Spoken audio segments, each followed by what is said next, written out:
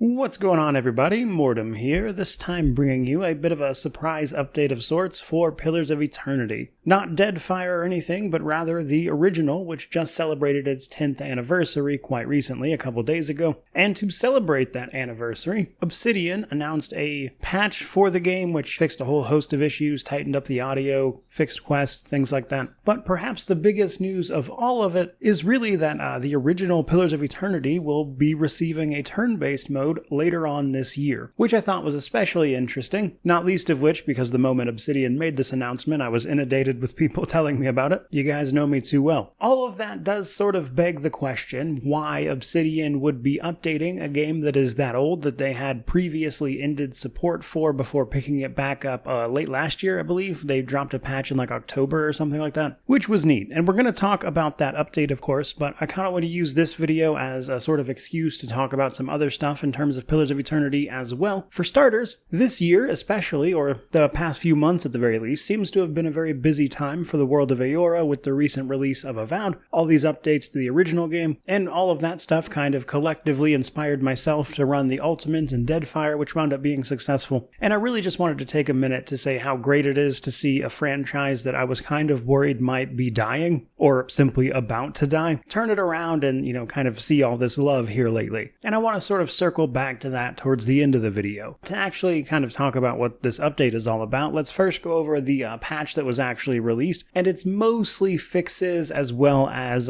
just sorting out some technical stuff to make the game presentation a little smoother. Straight away, Mac users should have an easier time accessing the latest versions as well. They fixed a whole host of issues with localization, including some in certain languages that would cause the game to not boot. If you're playing the game on GOG, the achievements there should work now. But I mentioned they sort of tightened up audio and things like that, which I thought was especially interesting because of how sort of encompassing some of these updates are. For instance, they fixed some unintended sounds in certain dialogue nodes, or certain scenes sounding a little echoey unintentionally, so they fixed up stuff like that. They fixed Adir occasionally not talking. They even fixed some animations with like grimoires not removing themselves from view at the appropriate times. They fixed both visual and audio effects for a variety of spells, and even added footsteps to your animal companions. Now, in perhaps slightly more substantial news, they also fixed a whole host of quests and dialogue issues. So there were a few soft locks depending on how you interacted with a few certain characters. They fixed a lot of that stuff, mostly in what seemed to be, sort of fringe cases with how you might deal with an individual quest. They also addressed a few things in terms of combat and the UI as an example, fixing things, for instance, when the AI might try to use Second Wind even when it would receive no benefit from using that spell. They fixed a very long-standing bug in relation to traps applying accuracy twice, alongside a whole host of things to do with how traps in general interacted with just various things, like for instance targeting the appropriate defense on a character. And it looks like they even fixed a few items, for instance the Royal Deadfire Cannoneer belt, and it looks like they also made an attempt to fix a variety of unconscious effects and prone effects, sort of canceling each other out if you had multiple instances of them, and which would allow you to move around when you obviously shouldn't be able to. And on the UI side of things, they allow you to double-click a weapon to equip it, right-click creatures to just bring up their bestiary entries, and that sort of thing. So that's kind of the bulk of what the patch actually addressed. So, nothing crazy, nothing new content-wise as you would obviously not expect. But again, just the fact that we're getting this patch at all is kind of wild.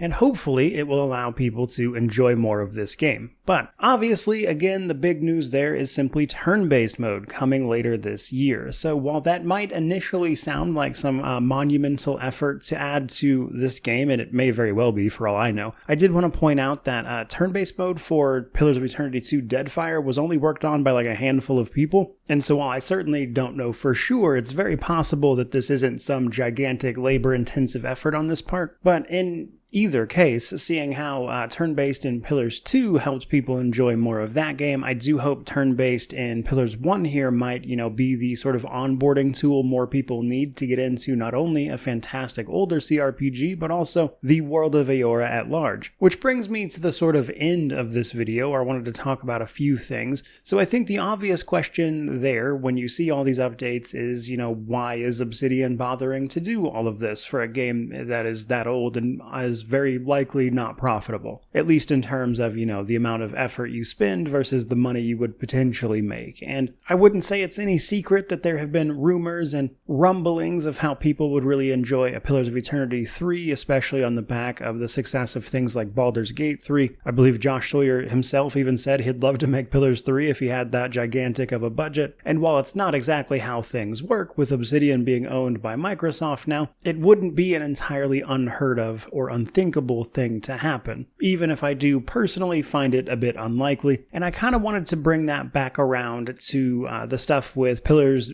kind of feeling like it was dead there for a while. That is to say, the world of Eora as a franchise. Now, with Avowed launching earlier this year, which seems to have done well, and while I wouldn't pretend that it was some, outstanding, extremely stellar success, it seems to have, at least by their own internal metrics, met expectations, and I myself had a pretty good time with it. Even if I can admit that so far Kingdom Come Deliverance 2 has really stolen the year away thus far, it is possible that sort of all of those things together may have lit up some internal plans. For instance, Avowed proving that there is interest in this IP, and all of those other external factors I've already mentioned, resulting in interest in making further games at the very least, if not Pillars 3. But for me, just the fact that we can sit here and speculate about that feels really great when, not all that long ago I was kind of worried we'd never get another game in Eora as a CRPG at all. So ultimately we'll still have to see what happens, but I just wanted to say that I'm more hopeful now than I have been previously, which is at the very least nice. Now, on the flip side of that, just to sort of play the other side of that, it's also very possible that, there's no reason at all to read into it that much, because they very well could be using fixing bugs and things like that on one of their older titles as a sort of training mechanism for new hires or just people unfamiliar with Obsidian's workflow. As an example, as somebody who has ran businesses and my own teams, I could see it certainly being a possibility that Obsidian is simply using an older game that they could fix up via a sort of,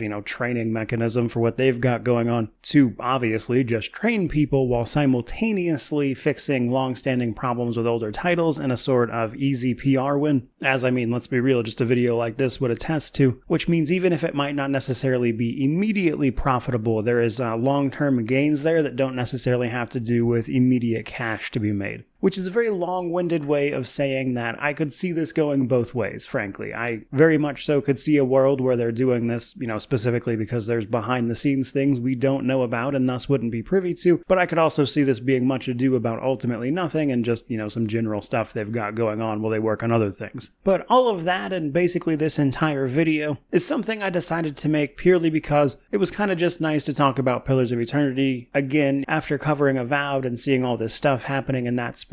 And while it may very well amount to nothing, it's been a very good time for me personally, and I certainly hope as a result of that there is actually some more to come on this front, which I think is as good a place as any to wrap up this particular video. So hopefully you enjoyed all that. If you did, or if there's anything you'd like to add down below, by all means, like, comment, subscribe, all that YouTube jazz. If anything happens in the world of Eora, I'll be sure to cover it. But regardless of any of that, truly, just thank you so much for watching. I really do appreciate it. May you wander in wisdom and have an amazing day.